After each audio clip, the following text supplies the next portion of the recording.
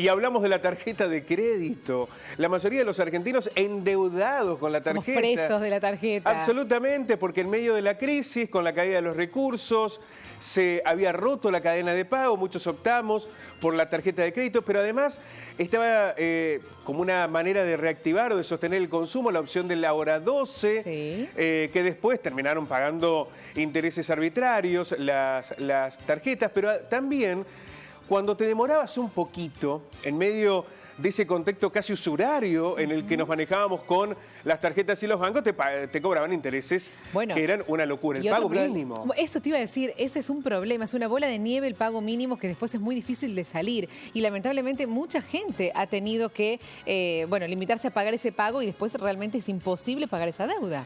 En la Argentina se pueden tocar muchos sectores.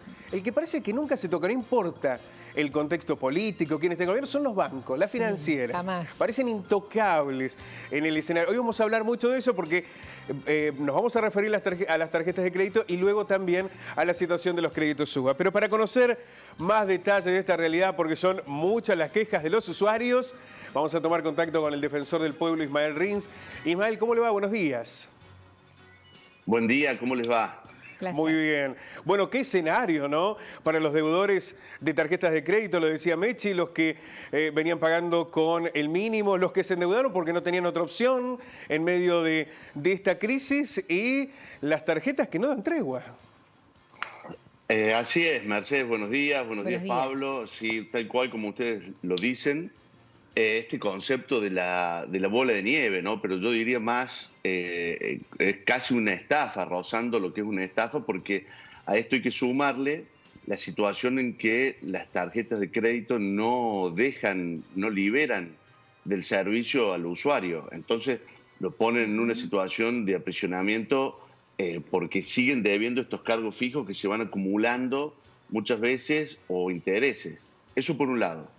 Por otro lado, tenemos que ver la situación de ya la deuda acumulada de la tarjeta de crédito que es gestionada por estudios jurídicos o por firmas comerciales que se especializan en el cobro de deuda y que hostigan de manera permanente a las personas que deben montos que eran en algún momento pagables y que después con la acumulación de los costos por cobranza, de los intereses, etcétera, se genera otra bola de nieve, además del gasto corriente que vienen llevando con la tarjeta.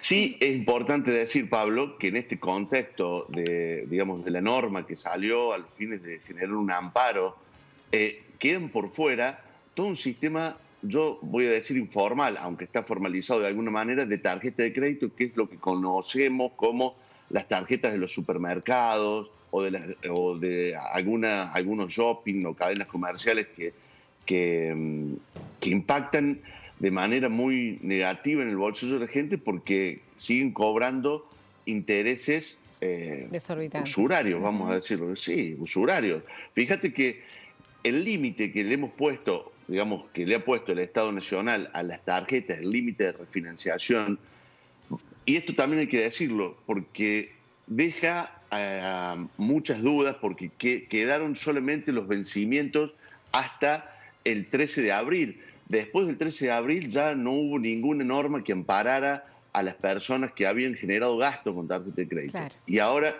cuando digo generado gasto, por lo menos lo que nos ha tocado ver en la Defensoría a nosotros, es que se ha usado la tarjeta de crédito para pagar servicios esenciales. No estamos hablando de situaciones que se usó la tarjeta de crédito para comprar bienes suntuosos, ¿no? Alimentos, servicios. Ismael, ¿tuvo impacto ese anuncio, esa opción que dio el gobierno de los 3 meses de gracia y el pago total, pagarlo en 9 cuotas? ¿Tuvo impacto? ¿La gente lo utilizó? ¿Sirvió? Mirá, hay una parte, ha habido una diáspora muy grande de situaciones. Hay algunas personas que se los ha hecho automáticamente, pero hay otros que se les siguió descontando el mínimo. Los bancos, ustedes lo decían al principio, hacen lo que quieren. Son inmanejables, realmente inmanejables. Han hecho lo que han querido, inclusive de cara a la sociedad, porque fíjate que esta tasa del 43% que le han puesto como límite realmente cuando uno lo mira y lo analiza, es una exorbitancia también, porque el costo financiero total, lo que no le pusieron es límite al costo financiero total, que debería haber sido lo lógico. Cuando nosotros, para que esto pueda servir, cuando decimos tasa de interés, yo no soy un especialista, pero uno ha tratado de entenderlo esto. Cuando decimos tasa de interés, no decimos costo financiero total, que es decir, cuánto va a costar el total de la refinanciación de la deuda. Cuando lo miramos, lo analizamos globalmente, los costos, digamos, financieros totales alcanzan el 70%. Realmente hemos dejado en manos del zorro a que cuide las gallinas. Ismael, ¿y cuáles son los elementos con los que cuenta el usuario, el afectado, para enfrentar esta situación? Porque recién lo señalábamos, lo señalaba Mechi, esta posibilidad de 9 cuotas, con un interés altísimo. Hoy la mayoría está asfixiado, hay una cadena de pago rota, hay una crisis económica muy fuerte.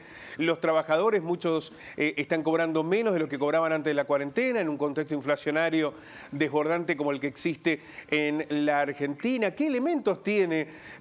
Si uno piensa, va a negociar con el banco, es imposible. ¿Cuál es la realidad con la que puede lidiar esta negociación con las tarjetas? En primer lugar, cuando hay que ser claro, mira, las tarjetas de crédito tienen una ley especial, que es la ley de tarjetas de crédito, donde fija la modalidad de dar de baja el servicio, porque esta es la otra situación. No podemos dar de baja el servicio. Entonces, lo primero que tiene que saber el usuario es que cuando pide la baja, si vos contrataste una tarjeta de crédito mediante el teléfono, vos podés dar la baja por el teléfono. O sea, el usuario de la tarjeta de crédito puede dar la baja mediante el sistema que la contrató. Esto es lo primero que tienes que saber, porque si no, no te liberas más de la deuda que se te sigue acumulando. Después, supletoriamente, funciona el sistema de la Ley de Defensa del Consumidor, pero digo como un mecanismo de defensa frente a una tarjeta que nos avasalla permanentemente, nos dice el mes que viene vas a deber más, hay que pedir la baja. Si no lo vamos a usar, hay que pedir la baja. Eso esto es lo que estamos viendo en la Defensoría hoy con mucha crudeza, ¿no? Sobre todo, como te decía al principio, de deudas que se siguen acumulando porque nadie le ha puesto un tope a la refinanciación una vez que pasa a la cobranza extrajudicial, por ejemplo, que es un tema también que hoy, imagínate la cantidad de deuda de tarjeta de crédito que está siendo gestionada por el sistema de cobranza extrajudicial, como le dicen, ¿no? Y creo que esta es la primera herramienta para defenderse. Luego es que no se le cobre el mínimo, y si a alguien por lo menos de los saldos que vencieron hasta el 13 de abril. Pero te vuelvo a repetir, Pablo, tenemos pocas herramientas, usar la Ley de Defensa del Consumidor, supletoriamente la Ley de Tarjeta de Crédito, y no dejar y controlar los resúmenes. Nosotros decimos que las facturas de servicios públicos son ilegibles. Los resúmenes de las tarjetas de crédito están hechos directamente para que las personas no los entendamos, no nos perdamos y no sepamos qué es lo que tenemos que pagar. Ni podemos defender, ni podemos hacer pagos parciales, ni podemos... El pago mínimo. O sea, es una arbitrariedad de parte de las tarjetas de crédito.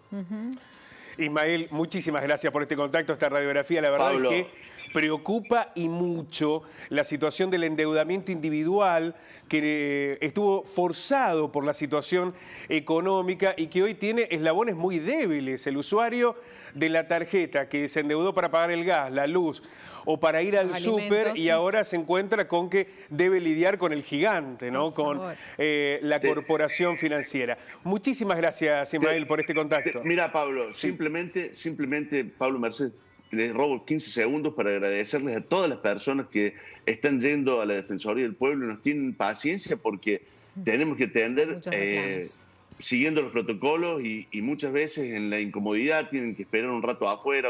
Les quiero agradecer a todas las personas por su paciencia y por su entendimiento en este contexto, así que muchísimas gracias por permitirme este espacio de agradecimiento también. Por favor, muchísimas gracias, Ismael.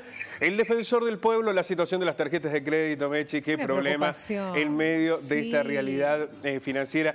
A esto se le suman aquellos que tuvieron algún endeudamiento, por ejemplo, el crédito SUBA, ya lo vamos a hablar los automóviles. Tema. Absolutamente. Sí, hay muchas preocupaciones, lamentablemente, que se acentúan en esta situación. Así es. Vamos a cambiar de tema, vamos a hablar de